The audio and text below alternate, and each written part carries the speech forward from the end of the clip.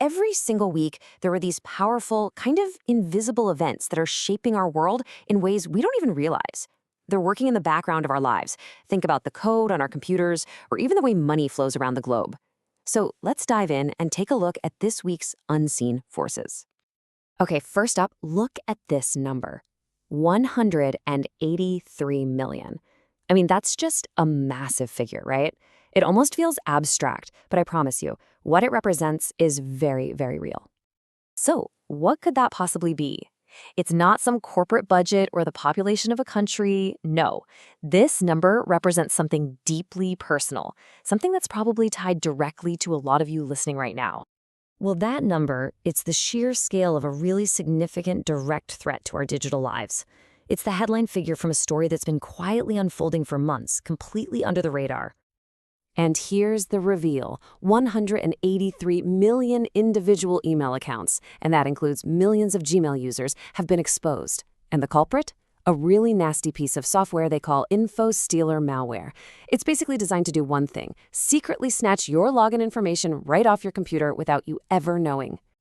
Now, what's really wild here is the timeline. This thing has been active since April of 2025. Think about that. For months, this malware was just humming along in the background, quietly grabbing login details from who knows how many computers. It's a pretty stark reminder that by the time we actually hear about these breaches, the damage has been going on for a long, long time. But that massive breach, it's really just one front in a much larger ongoing fight. The news this week really painted a picture of a huge digital battlefield, with all sorts of attacks hitting completely different targets. So let's look at how this all stacks up on a timeline. You can see right away, these aren't just one-off events. The email breach was going on for months, and while that was happening, another major attack was hitting Western Sydney University. And then, just this month, researchers found a totally new threat. It's just relentless, and it's all overlapping.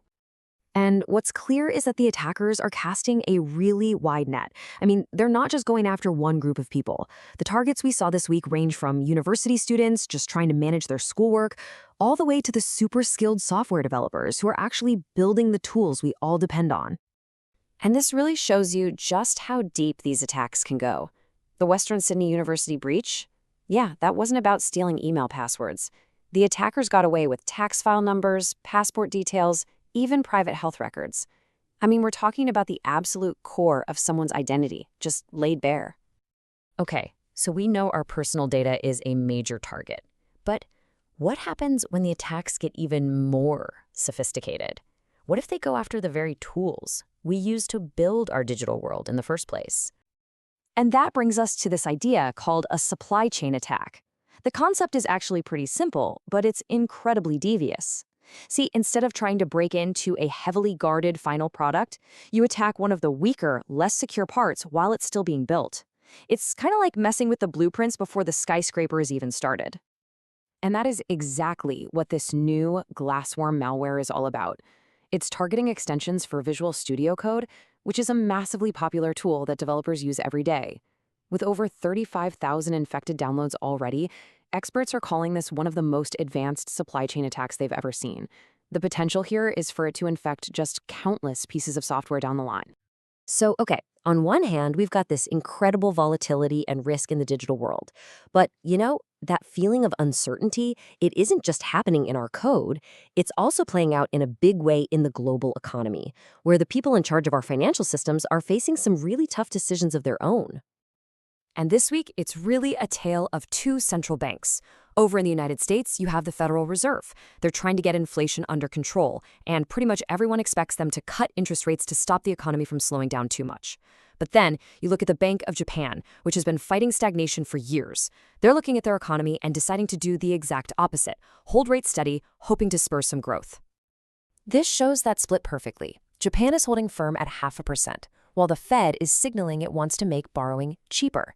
And look, this isn't just some abstract economic theory. These decisions affect everything, from mortgage rates to the value of your money. And right now, two of the world's biggest economic players are sailing in opposite directions. At the end of the day, it really just boils down to this. You've got two major economies, both trying to navigate the same choppy waters of global uncertainty, and they're choosing to steer their ships in completely different directions. So we've got these persistent hidden threats in the digital world on one side, and on the other, this really clear split in the economic world. Now, on the surface, they might seem totally unrelated, right? But what they're both doing is creating this landscape of uncertainty and risk, where it feels like the old rules are changing. So let's try and connect the dots here. And this really is the core idea. Our lives are constantly being shaped by these powerful, unseen forces. It doesn't matter if it's a line of malicious code hidden in a piece of software or an interest rate decision made in a boardroom thousands of miles away. The effects of these things ripple outwards and, eventually, they touch all of us.